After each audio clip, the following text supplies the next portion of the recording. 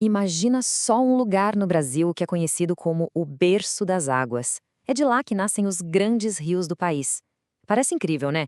Mas e se eu te disser que as pessoas que vivem lá estão passando sede? Pois é, vamos tentar entender como é que a abundância e a escassez conseguem existir no mesmo lugar, bem no coração do Cerrado. Para a gente ter uma dimensão do que isso significa na vida real, basta ouvir essa frase de Célia Valdemar, uma mulher indígena Xacreabá. Pensa nisso. Às vezes, a gente tem comida, mas não tem água para preparar. É chocante, né? Revela uma realidade onde se tem o que comer, mas falta o básico do básico para poder cozinhar. E é aqui que o paradoxo fica escancarado. De um lado, a gente tem o Cerrado, esse bioma super antigo que alimenta a maioria dos rios brasileiros. Do outro, a realidade de agora, a pior seca em séculos. Comunidades inteiras sem água para beber, cozinhar, plantar. Como é que a gente chegou nesse ponto? Bom, vamos mergulhar na principal causa disso tudo. A resposta, na verdade, está na transformação da paisagem do Cerrado. Uma transformação que foi impulsionada pela expansão da agricultura industrial. É um setor que cresce muito, sim, mas que cobra um preço altíssimo do meio ambiente. E o epicentro dessa transformação tem nome, Matopiba. É uma área imensa que pega partes do Maranhão, Tocantins, Piauí e Bahia. Essa região foi, na prática, transformada numa zona de sacrifício para o avanço do agronegócio. E as consequências para o ecossistema e para as pessoas que vivem lá são devastadoras. Agora se liga nesse número: 96%. É isso mesmo. Quase todo o desmatamento no Brasil hoje está ligado diretamente à agropecuário. Não é só uma parte da história, sabe? É praticamente a história inteira. E se a gente olhar para o futuro? Bom, as projeções são bem alarmantes. Os especialistas preveem que o Cerrado pode perder mais de um terço de toda a sua água até 2050.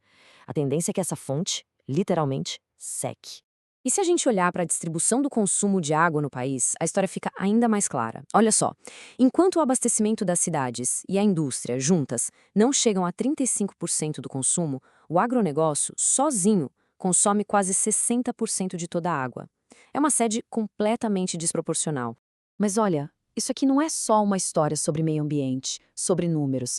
A crise tem um rosto e ela atinge em cheio as mulheres, de um jeito muito direto, muito pessoal. A destruição do território acaba virando uma espécie de guerra travada nos corpos delas.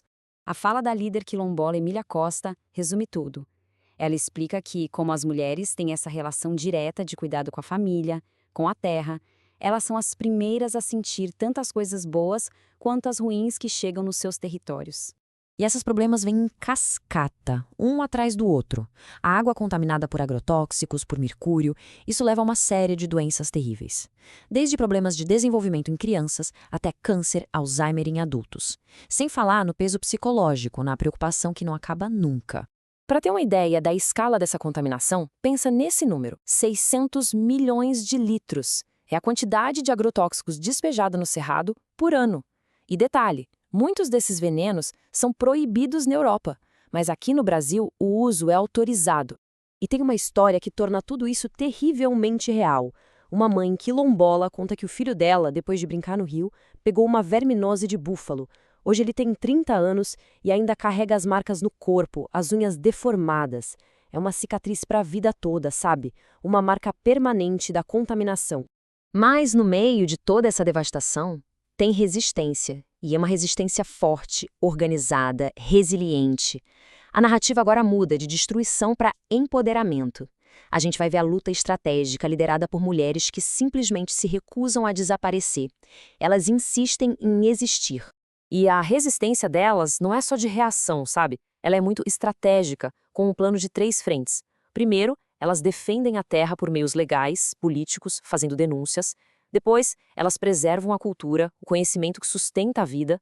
E, talvez o mais importante, elas constroem ativamente um futuro diferente, baseado na agroecologia.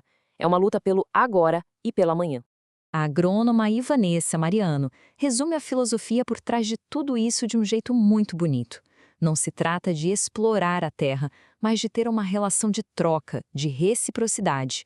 O cuidado é a base de tudo, da sobrevivência e da resistência. Agora, vamos ampliar um pouco o nosso olhar. Porque essa luta que parece local, lá no Cerrado, na verdade está conectada com questões que afetam todo mundo. O que acontece lá é um retrato de uma escolha global que a gente está fazendo. Para a gente entender a fundo essa injustiça, tem um conceito que ajuda muito: racismo ambiental. Ele descreve exatamente o que acontece no Cerrado, onde os custos ambientais de um modelo de desenvolvimento são pagos de forma desproporcional por comunidades negras e indígenas. E aqui a gente chega no coração do dilema. De um lado, o modelo de hoje que usa o Cerrado como uma grande fábrica de commodities para o mercado global. Soja, carne, tudo para exportação.